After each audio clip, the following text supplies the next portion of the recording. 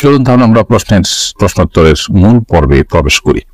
লাইলাতুল কদর আমরা কিভাবে কাটাবো, এই প্রসঙ্গে রাসূল আকরাম সাল্লাল্লাহু আলাইহি সাল্লামের জীবন চরিত্র করোনা নির্দেশনার আলোকে আমরা কয়েকটি পয়েন্ট বলতে চাই।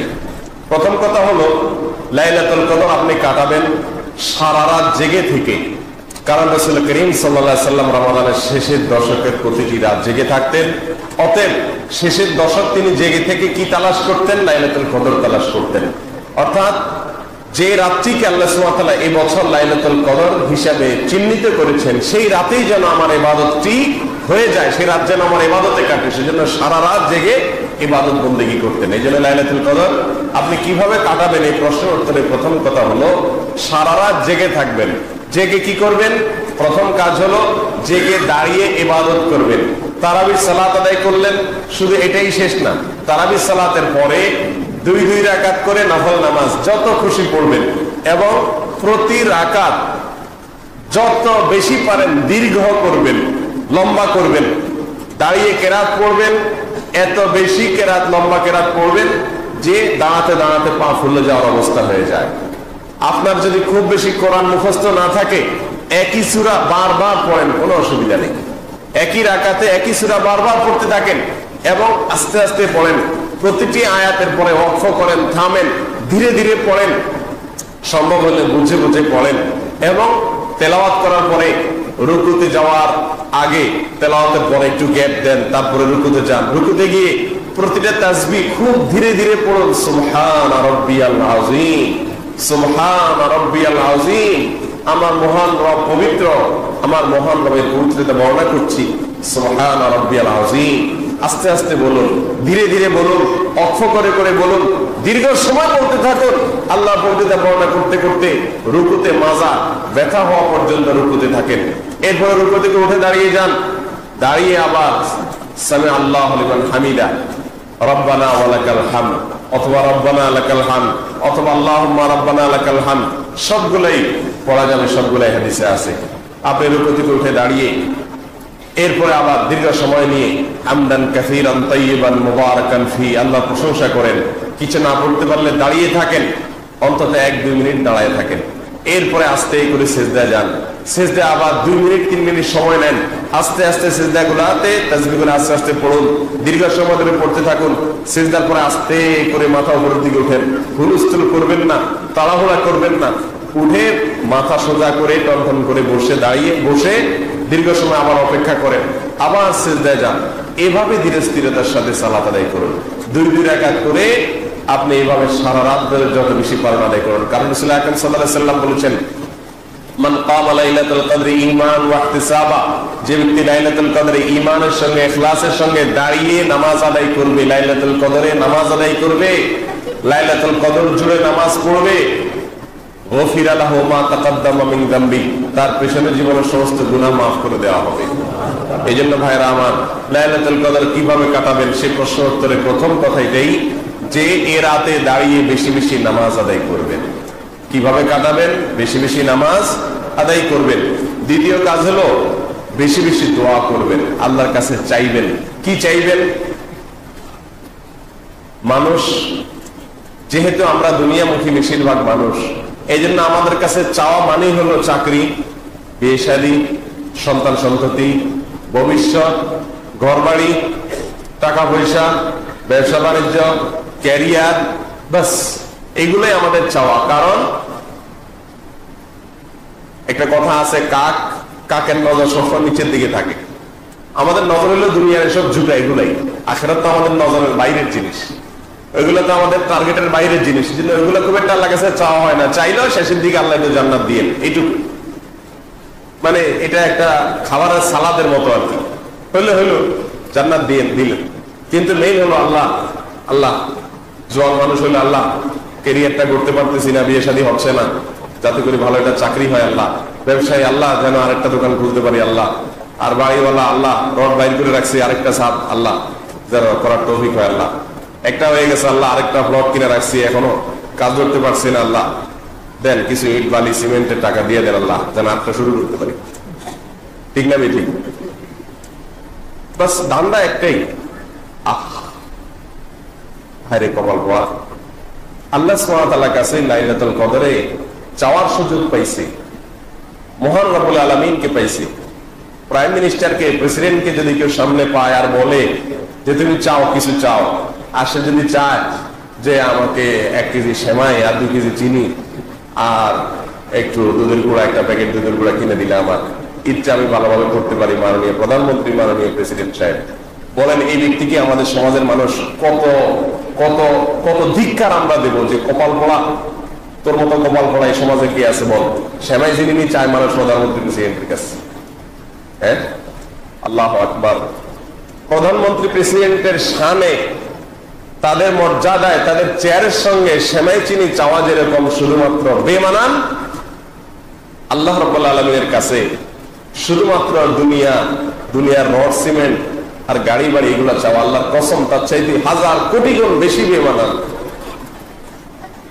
বলে তাহলে কি করতে হবে? হ্যাঁ, এখানে একটা পার্থক্য আছে। দুনিয়ার মানুষের কাছে ছোটখাটো জিনিস চাইতে মানুষ লজ্জাবোধ করে না, আল্লাহর কাছে অবশ্য ছোটখাটো জিনিস চাইতে লজ্জাবোধ করা যাবে না, বরং রাসূল আকরাম সাল্লাল্লাহু আলাইহি ওয়াসাল্লাম বলেছেন জুতার ফিতা ছিঁড়ে গেছে সেটাও পর্যন্ত সংশোধিত এবং সারাবার জন্য আল্লাহর কাছে সাহায্য চাও। আল্লাহর কাছে চাও যে আল্লাহ, জুতার ফিতাটা পর্যন্ত আমার ছিঁড়ে গেছে, এটাকে আপনি সারিয়ে দেন, সংশোধন করেন। অর্থাৎ তুচ্ছ বিষয় আল্লাহর কাছে চাইতে আমরা কার্পণ্য করবো না। দুনিয়ার প্রেসিডেন্ট, প্রধানমন্ত্রীর সঙ্গে আল্লাহ সুবহানাহু ওয়া তাআলার একটা বিশেষ পার্থক্য এবং বৈশিষ্ট্য। তবে শুধুমাত্র জুতার ফিতাই চাইলেন আর বড় বড় জিনিসগুলো চাওয়া থেকে বাদ দিয়ে রাখলেন আল্লাহর কাছে, এটা তো আল্লাহর শানে যায় না। এই জন্য ভাইরা আমার, লাইলাতুল কদরে আল্লাহর কাছে আপনি সবচেয়ে বেশি চাইবেন কি? মাগফিরাত। ওয়াল্লাহি আমাদের সবচেয়ে বড় সমস্যা হলো আমাদের গুনাহগুলা। আমাদের সবচেয়ে বড় সমস্যা কি? আমাদের দুনিয়া আটকে আছে, আখিরাত আটকে আছে, জান্নাত থেমে আছে, দুনিয়ার কল্যাণ থেমে আছে, বরকতার যে বৃষ্টি আসমান থেকে পড়বে সেটা পড়ছে না। এই সবগুলোর মূল কারণ কি? আমাদের অপরাধগুলো। আমরা আল্লাহর নাফরমানি করতে করতে এত নিকৃষ্ট হয়ে গেছি যে আল্লাহর করুণার উপযুক্ত হচ্ছি না, আল্লাহর অনুগ্রহ পাচ্ছি না, আমরা এগুলো থেকে দূরে সরে যাচ্ছি মোহতারাম হাজিরিন। আর সেজন্য লাইলাতুল কদর আপনি কিভাবে কাটাবেন? এই জন্য দ্বিতীয় কথা হলো আল্লাহর কাছে বেশি বেশি দোয়া করবেন। কি দোয়া করবেন? আল্লাহ আমাকে আপনি মাফ করে দিন। এ রাত্রে আপনি কত মানুষকে সাধারণ ক্ষমা ঘোষণা করবেন, কত মানুষের পেছনের সারা জীবনের প্রোফাইল আপনি ডিলিট করে দিবেন, কত মানুষের সারা জীবনের গুনাহ আপনি মাফ করে, কত মানুষকে আপনি আজ একটা ক্লিকে তার সমস্ত প্রোফাইলকে পরিষ্কার করে দিবেন, একটা ক্লিকে তার জীবনের সমস্ত অপরাধ, সকল গুনাহ বোল্ড আউট করে দিবেন, তার প্রোফাইল ক্লিন হয়ে যাবে। আল্লাহ, আমি যেন সেই সৌভাগ্যশীলদের কাতারে যেতে পারি, আমি কপাল পড়া যেন তাদের কাতারে থাকতে পারি।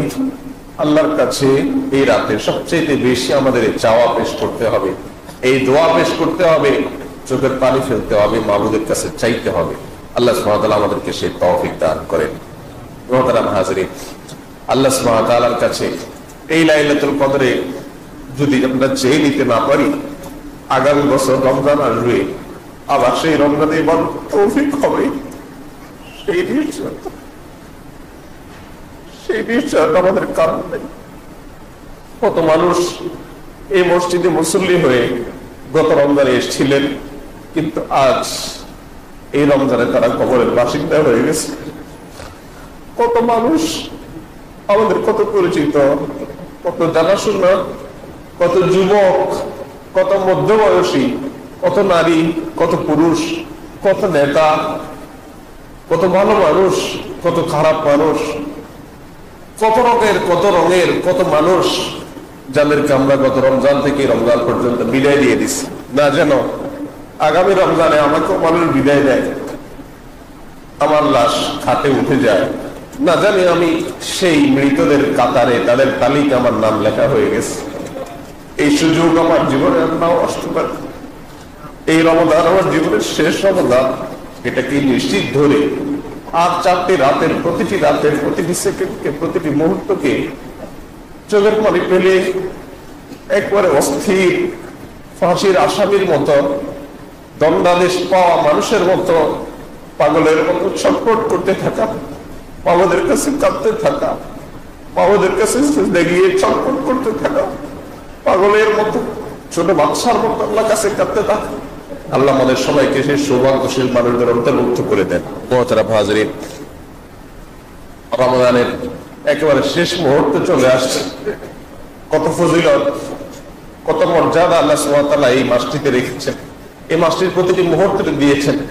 কতটুকু আমি করতে পেরেছি, কত মানুষকে আল্লাহ ক্ষমা করেছেন, আমার গুনাহগুলোর কি হয়েছে আমি জানিও না যে আমার জন্য কিসের ফয়সালা হয়ে আছে, জান্নাতের না জাহান্নামের।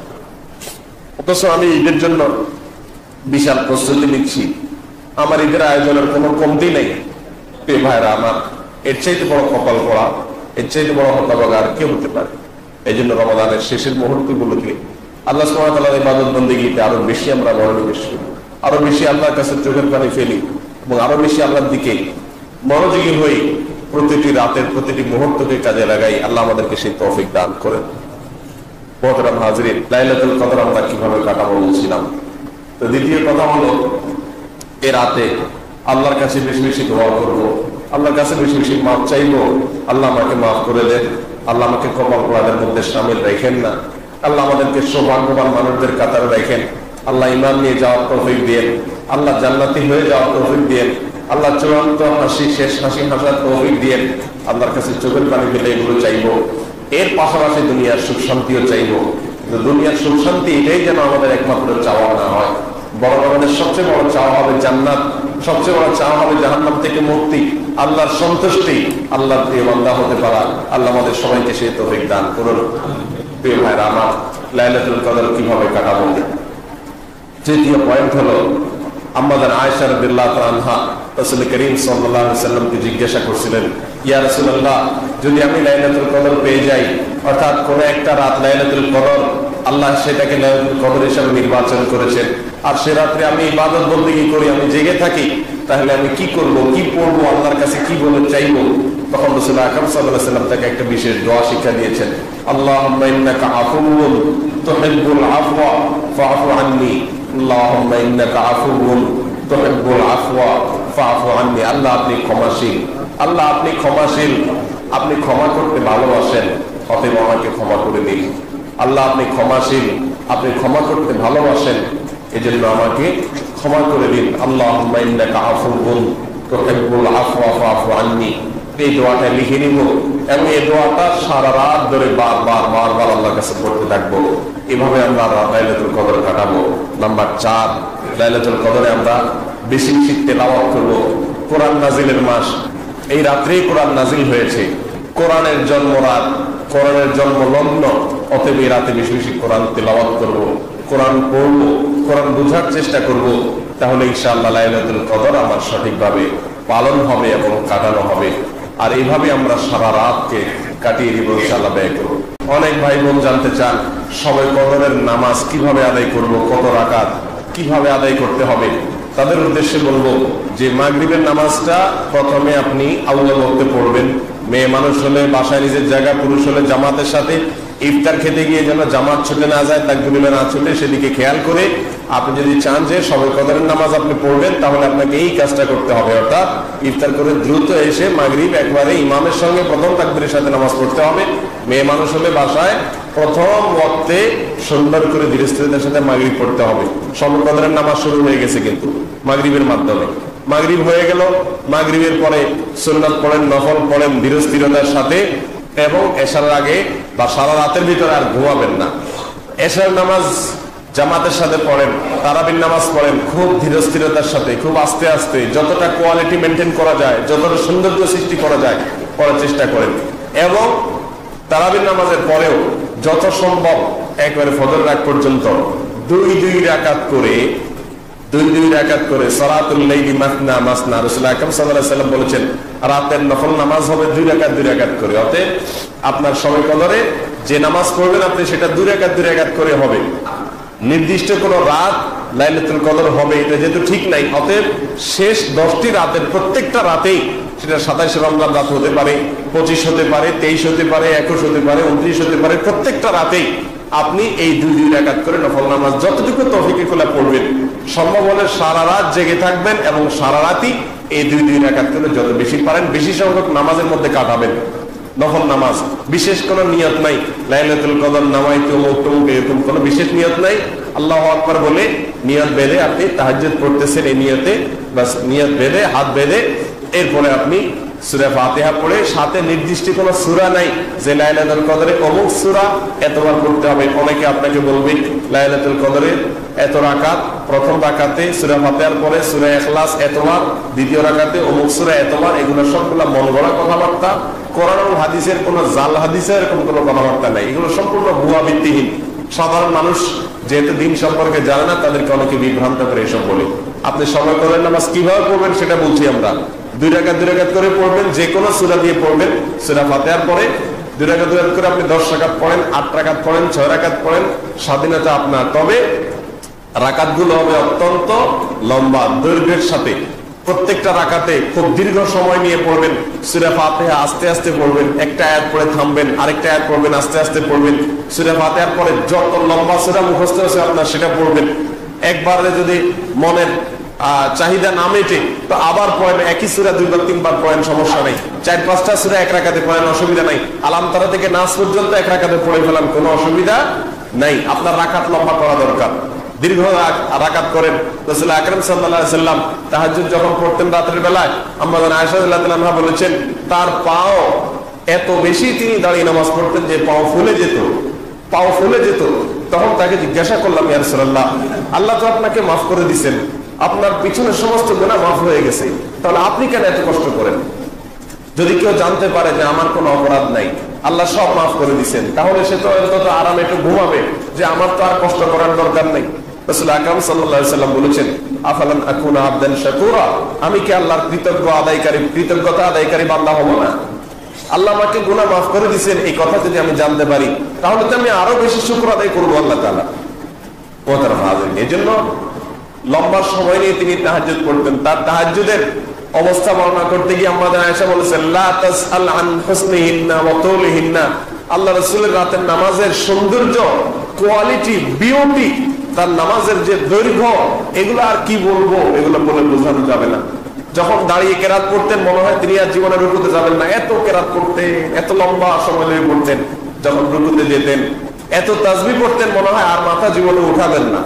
যখন মাথা উঠাতেন দাঁড়িয়ে আল্লাহ প্রশংসা শুরু করতেন মনে হয় আর সিজদা যাবেন না। সিজদা গেলে সুবহান রাব্বিল আলা বলতে বলতে আল্লাহর প্রশংসা করতে করতে এত মজা পাইতেন, আল্লাহকে সামনে পেয়ে আল্লাহর প্রশংসা করে আর মনে হয় সিজদা থেকে উঠবেন না। হাদিসে রাসূল করিম সাল্লাল্লাহু আলাইহি ওয়াসাল্লাম বলেছেন, বান্দা যখন সিজদায় যায় তখন আল্লাহর সবচেয়ে কাছে চলে যায়। কেউ যদি চায় আল্লাহর আরশের দুয়ারে গিয়ে, আল্লাহর রহমতের চৌকাঠে গিয়ে, আল্লাহর আরশের দরজায় গিয়ে আল্লাহর কাছে সঙ্গে সঙ্গে মুখোমুখি হয়ে আল্লাহর কাছে চাইবে, তাহলে তার জন্য একমাত্র উপায় হলো সিজদায় গিয়ে যাওয়া আল্লাহর কাছে। সিজদায় গিয়ে চাওয়া। আরশের রাস্তা উপরের দিকে, অনেক দূরের রাস্তা, কিন্তু একজন আল্লাহর প্রিয় বান্দা তিনি বলেছেন আল্লাহর আরশের রাস্তা নিচের দিকে, অর্থাৎ জমিনে মাথা ঠুকাইলে আরশে পর্যন্ত পৌঁছে যায়, বান্দা আল্লাহ সবচেয়ে নিকটে চলে যায়। অতএব রাত্রে সিজদায় গিয়ে লম্বা সময় সিজদা নিয়ে সিজদায় আপনি তাসবিহ পাঠ করুন, সিজদায় কোরআন হাদিসে বর্ণিত দোয়াগুলো আপনার আল্লাহর কাছে বলুন, চাইতে থাকুন আল্লাহর কাছে, মনে মনেও চাইতে পারেন, তাসবিহ করতে পারেন। এভাবে লাইলাতুল কদরের রাতকে আপনি কাটায়া দেন। লম্বা এক রাকাত নামাজ 10 মিনিট, 15 মিনিট, 20 মিনিট, আধা ঘন্টা সময় কাটায়া দেন। এভাবে 2 রাকাত, 4 রাকাত, 6 রাকাত নফল নামাজ পড়েন। এটা হলো লাইলাতুল কদরের নামাজ। বিশেষ কোনো সংখ্যা ঠিক করা হয় নাই, এত রাকাত করতে হবে, এই সূরা এতবার করতে হবে, এরকম কোনো নির্দিষ্ট করা হয় নাই। বরং আপনার যত খুশি আপনি পড়েন এবং কিছু সময় নামাজ পড়েন, কিছু সময় দোয়া করেন, কিছু সময় জিকির করেন, কিছু সময় তাসবিহ পড়েন, কিছু সময় আল্লাহর কাছে কান্নাকাটি করেন, কিছু সময় কোরআন তেলাওয়াত করেন, কিছু সময় আল্লাহর অপরাধের কথা স্বীকার করে, আল্লাহর কাছে অপরাধের কথা স্বীকার করে ক্ষমা চান। একা একা যথাসম্ভব নির্জনতা, দলবদ্ধভাবে ইবাদত করার কোনো গুরুত্ব নাই। যথাসম্ভব একা একা হারিয়ে যান, লুকিয়ে যান, বাসার সবার চোখ থেকে আড়াল হয়ে যান, সম্ভব হলে ছাদে চলে যান, গিয়ে আল্লাহর কাছে কান্নাকাটি করে চান। আল্লাহ আমাদের সবাইকে তৌফিক দান করুন। কোরআন এবং হাদিসে অনেক আমলের কথা বলা আছে, অমুক আমলটি করলে আপনি একেবারে ছোট বাচ্চার মতো নিষ্পাপ হয়ে যাবেন, বা আপনার সব গুনাহ খাতা মাফ হয়ে যাবে, আপনার সব ভুল ত্রুটি মাফ করবেন, মাফ করে দিবে আল্লাহ তাআলা। এই দোয়াটা পড়লে এটা হয়ে যাবে, ওই দোয়া পড়লে আল্লাহ সব গুনাহ মাফ করে দিবেন, এই কাজটা করলে আল্লাহ তাআলা সব গুনাহ মাফ করে দিবেন। এই জাতীয় যত হাদিস আছে, যত ফজিলত আছে, এর দ্বারা বান্দার সাগিরা গুনাহ মাফের কথা বোঝানো হয়। আহলুস সুন্নাহ ওয়াল জামাআতের আকীদা হলো এটাই যে যত হাদিসে যত ফজিলতের কথা বলা আছে, সব গুনাহ মাফের কথা বলা আছে, সেগুলাতে কোনটা উদ্দেশ্য? সাগিরা গুনাহ উদ্দেশ্য। এই জিনিসটি না ধরতে পারার কারণে আমাদের অনেক ভাই বোন বিভ্রান্ত হন এবং ভুল করেন। তারা মনে করেন যত রকমের বড় বড় পাপ আছে সব করি, এরপরে মুসাফা করে হাত ঝাড়া দিলেই সব মাফ হয়ে যাবে। তাহলে তো খুব সহজ, রিমুভ করা কি হয়ে যাবে? সহজ হয়ে যাবে। এই জন্য গুনাহ ধুমসে করে। ওই মুখ দোয়াটা পড়লে, সকালে পড়লে সারা রাতের, সন্ধ্যা পড়লে সারা দিনের সব গুনাহগুলা মাফ হয়ে যায়। হ্যাঁ, ওমরা করলে এক ওমরা করে আরেক ওমরার মধ্যবর্তী যত অপরাধ আছে সব মাফ হয়ে যায়। তাহলে তো কবিরা গুনাহ করতে টেনশন নাই। একটা ওমরা করলে ক্লিয়ার হয়ে গেল, মুসাফা করলে ক্লিয়ার হয়ে গেল। ব্যাপারটা কি তাই? না, এটা ভুল। এটা আমরা অনেকেই জানি না, আমাদের অনেক কাছে জিনিসটা পরিষ্কার না। যত হাদিসে সকল গুনাহ মাফের কথা বলা হয়েছে এ জাতীয়, সেগুলাতে সগীরা গুনার কথা বলা হয়েছে। ছোট ছোট গুনাহ যেগুলা, সেগুলা মাফ হয়ে যায় এই সমস্ত আমলের মাধ্যমে। কবিরা গুনাহ, হারাম, এই কাজে যদি কেউ লিপ্ত হয়, তাহলে সেটা মাফের একমাত্র রাস্তা হলো তওবা করা। একমাত্র রাস্তা হলো কি করা? তওবা করা। আল্লাহর কাছে লজ্জিত হয়ে ক্ষমা চেয়ে সেই কাজ আর না করার ব্যাপারে প্রতিজ্ঞা করা, এটাই হলো তওবা। ফিরে আসা, ফিরে আসা। আমাদের সমাজে অনেকেই অনেক সময় ভুল পথে থাকে।